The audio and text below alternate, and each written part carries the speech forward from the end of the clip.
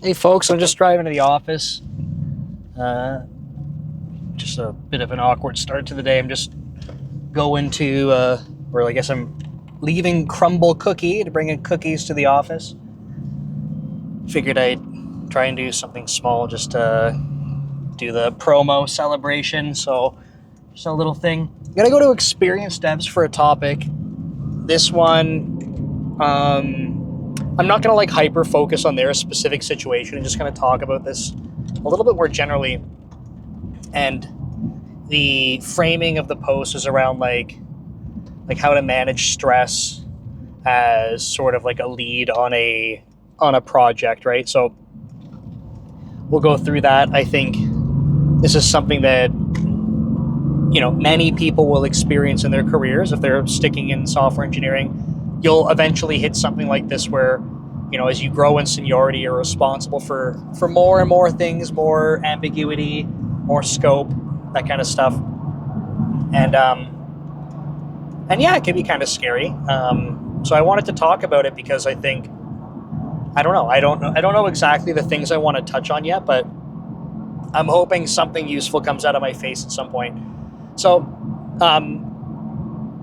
to start things off, I think it's important that like the way that this one was framed was around like I don't really know, like it's kind of ambiguous, right? And this is something that happens as you become more senior in your role, that the problems that you are tasked with start off as more ambiguous, right? It's when you're more junior, and I'm generalizing, of course, so please bear with me. When you're more junior, it's like, hey, like there's this problem we know and understand at least reasonably well, and like we'd like you to work on it because we feel safe with you working on it because we can help you with it, right? Like we understand it, or at least enough to guide you. If you get stuck, we can help. And like we want you to build some momentum. And then as time progresses and you're getting more comfortable, building up more skills, more domain knowledge, this shifts a little bit so that it's like, here's a bigger problem, here's a more ambiguous problem. But it's like it continues down this path, and as you become more senior, you're entrusted with working on more complex, more ambiguous problems. And that's the case because you've been proving over time with incremental steps that you can do that. So the very first time you encounter something like this, like obviously these types of things aren't like perfectly linear where like everything you're working on perfectly scales up in ambiguity and and scope, right? Like it's just not real. But the first time you work on something where you're like, oh crap, like this actually feels a lot more ambiguous than I'm used to, it might feel a little uneasy, right? Like, and I think for most people, you'll probably have your first one of these where you're like, oh shit, like I'm responsible for this. And there's probably a bunch of things that will go through your head. Like number one, you might have some imposter syndrome kick in, right? Like, wait, I need to be the one to do this? Am I even capable of this? I've never done this before. Jimmy and Susie on the team, they've been able to do this, but they're way more senior than me. Like, I don't like, am I worthy of taking on such a responsibility? You'll probably have some thoughts like this. And then the other thing is like, depending on what task you have, what project you're on, this realization, like, wait a second, we don't just have the answer. There's not like the solution is in the Jira ticket, the problem is in the Jira ticket, or the problem is in the conversation, right? Like in the project kickoff, like, hey, there's this thing that we need to fix or make better.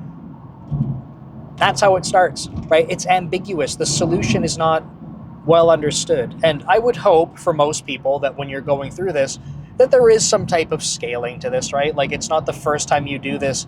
It's such a big, crazy problem that there's no hope in hell for you to be able to navigate it. And like, it's probably unlikely because the people that are tasking you with it, I would, again, generalize here, but I would like to assume that they have at least gone, you know what, this person has proven to us before, proven to me before, that they are able to do this kind of thing. I believe in them. And like, yeah, this might be a challenge for them, but I do believe in their capabilities. So I would like to task them with this. And I wanted to kind of frame it this way because I think that's the first important reminder, is that likely someone who is tasking you with this, they literally believe in your capabilities. So when you're starting to doubt yourself, instead of going, oh shit, like am I even capable, and the imposter syndrome's taking over, like you probably are. Like someone, at least one person really believes in you, or else they would have said, hell no, like give it to someone else. Right? I don't trust this person to do it. There's too much risk here. But they're looking at you going, I do think based on your track record, you should be able to do this.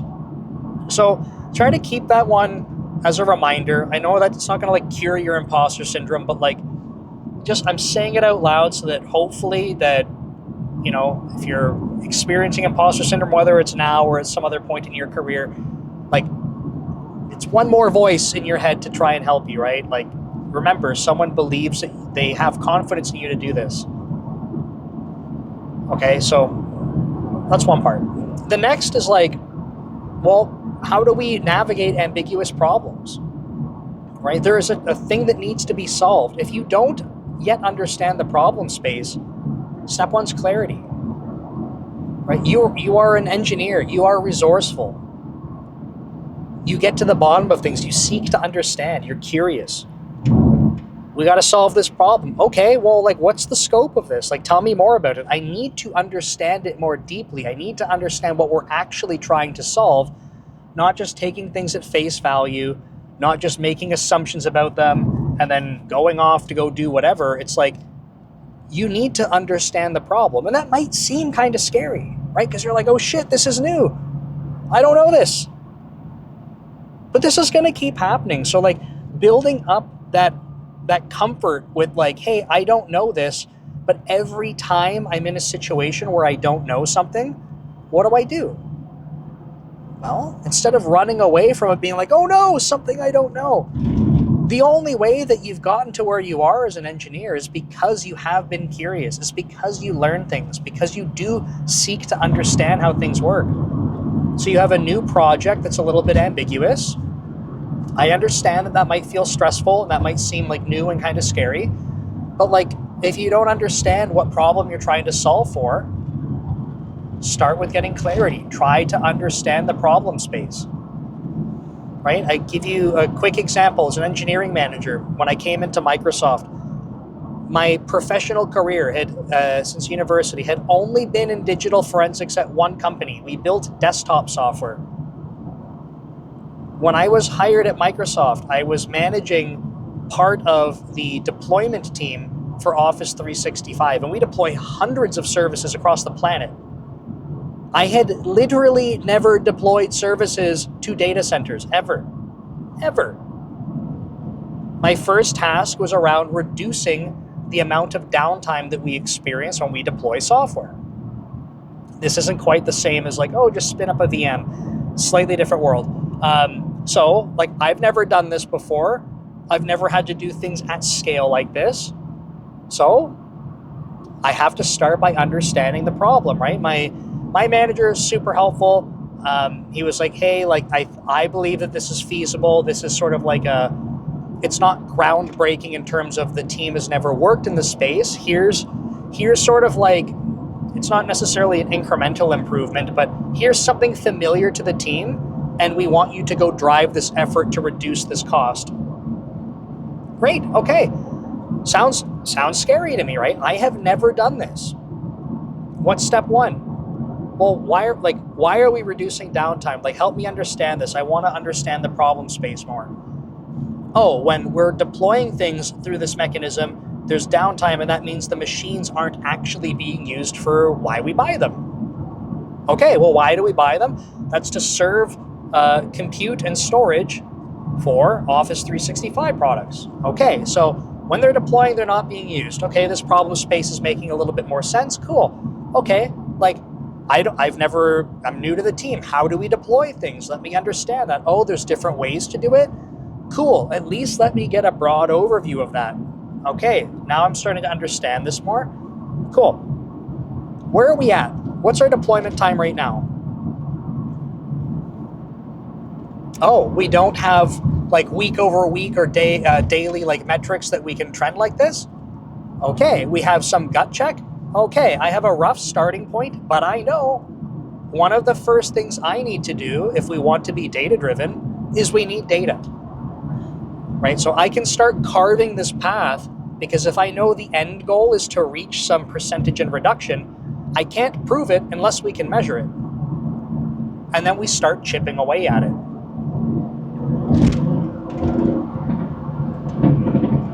Come on, do the merge. So anyway, like, you know, I'm not saying it's trivial. I'm not saying it's easy. What I am saying is, like, you need to lean into it. And I realize it's kind of scary. And I promise you it gets easier. Every single time I am put into a new space, I am not kidding or exaggerating.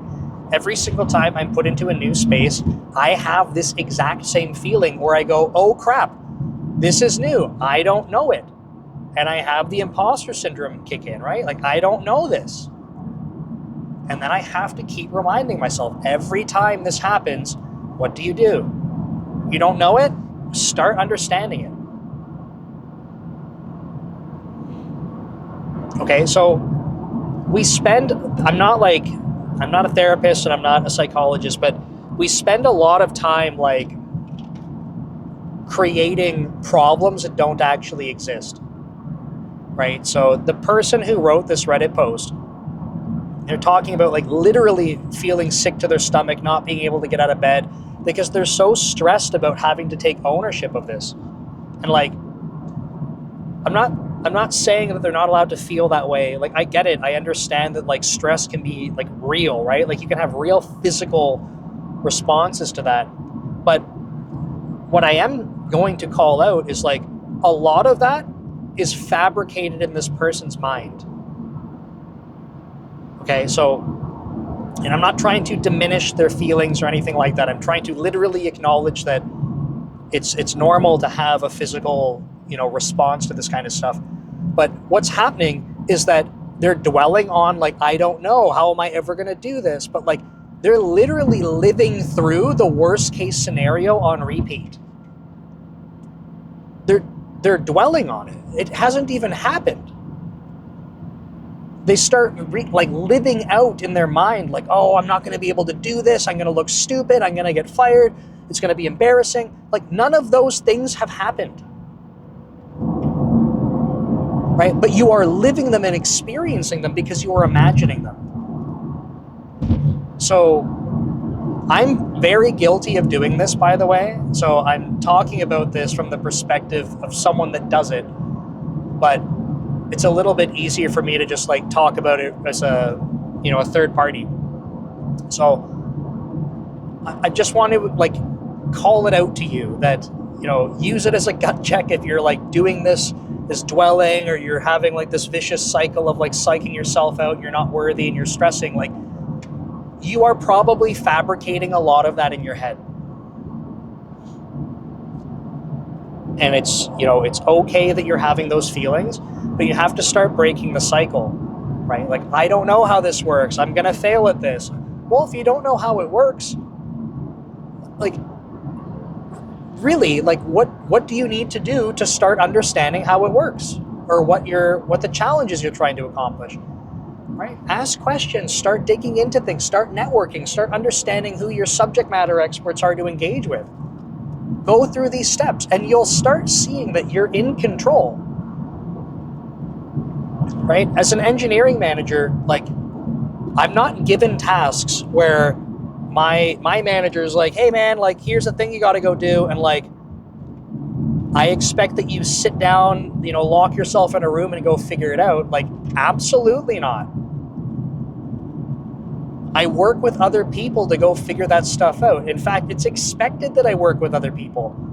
It would almost be ridiculous if every like engineering problem that came to the team, I'm just like, I'm going to go figure this out. And then once I figure it out, I bring it to the team to just go, you know, press the keys on the keyboard to make it happen. Like, absolutely not. So when you're leading things, dig in, understand, but, you know, recognize that there is this expectation that you're working with other people. And this is a skill. You do need to practice it. And yeah, it's probably going to be a little weird in the beginning if you haven't done it before. That's okay. Like, this stuff is going to be bumpy the first few times you do it, but it will get better. And there will always be like curveballs and stuff you don't expect. That's part of it. That's okay. So you start building up your understanding. You start building your network of people who you know that you can rely on as resources to understand things more deeply, to follow up on stuff, to, check your understanding. So you build up your network. It's critical. You're a team, right? And even if we're talking outside of your immediate team, you're still part of a larger team that's at a company, right? And I just wanted to say that, like, you will start to realize that you'll build some momentum with it. And I don't know, you might get through projects and the whole time you're stressing about it. And in the end is kind of like when you have this relief where you're like, oh my God, we did it. Please take a moment and like celebrate that for yourself. Because the reality is that once you start getting into like this scope of work, there's going to be more of it, right? Like, this is this is one of those things, like, as you become more senior, this is what work starts to become. There are literally people that I've talked to from like interviewing on my podcast, where either they or other people that they're sharing from their work experience literally have turned down promotions, which sounds like, to me, that's like unheard of. Like, why would you ever do that? They literally turn them down because they're like, nope, I'm very good at this level. I make money that I'm happy with, my work-life balance and the tasks I have, I can execute very well. Going one more level, having those expectations being higher, is not something I'm comfortable with. And like, it's not worth it for me. So definitely there are people that just do not try to keep going above and, further and further up the career ladder. So it's a relatively normal thing that you'll experience, that like, as you become more senior, the type of work that you're tasked with is going to be bigger and more ambiguous. But you will get better at doing it. I promise you. I just don't want you to think that like it disappears. It's not like one day you get to a certain level and like, the only problems you work on are well understood problems. But I don't know, you'll become more and more senior, and what will happen is you'll become more and more comfortable taking those types of problems on. Right? Because you'll have enough track record for yourself, not even from external validation where it's like, well, my boss believes in me. It's like, yeah, I'm sure your boss does believe in you. That's why they gave it to you. But you know what? You can remind yourself the, tens, hundreds of projects that you've done. Every single time you get yourself into a spot where you're like, I don't know this. And every single time you make progress on it. Okay, so I think, to kind of to summarize, I unfortunately think that a lot of the stress and stuff can be self-inflicted. And I feel like I don't really have good answers for that, because it's just it's easy to say like, oh, just don't worry about it. I know, I know it doesn't work like that. But I think that, like, personally, again, not a psychologist, not a therapist, but I think that you need to find mechanisms that work for you, that come from you, to remind yourself. Because if you're relying on external factors for that, I feel like that's not really a sustainable thing. So that's why I think building up some of that experience for yourself over time, draw upon that. As I was talking through this, I reminded all of you of, my onboarding to Microsoft and not knowing. I had a very similar thing when I switched teams like 3.5 years in, the current team I'm on. Right? And then it wasn't just deployment, it's the routing plane. But I managed 3 sub-teams on the routing plane that do very different things. So that whole experience of like, oh, I've never deployed things before, like, this is scary. I had that times 3 in my next sort of transition, right? when I was on the deployment team, I inherited another deployment team. So did I understand some things about deployment? Yeah, I've been doing it for a couple of years. But I inherited a deployment team that had completely different deployment technology. Guess what? I don't know anything about it. Guess what? Got to start learning because I have to lead the entire team. And you know what?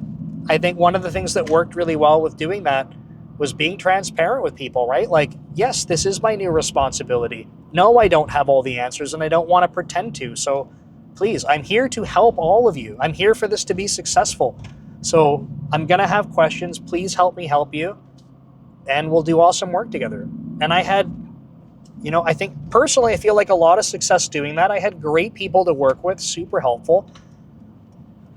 But like, could you imagine how fast I would erode trust if I was just pretending like I know all these things and I just don't? No.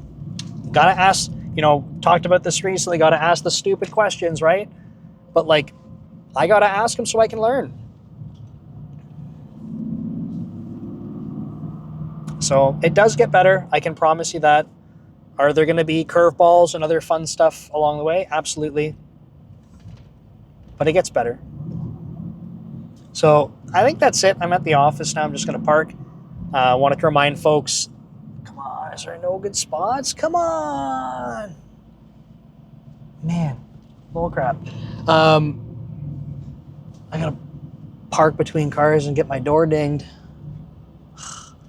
They're all like these super, super small spots.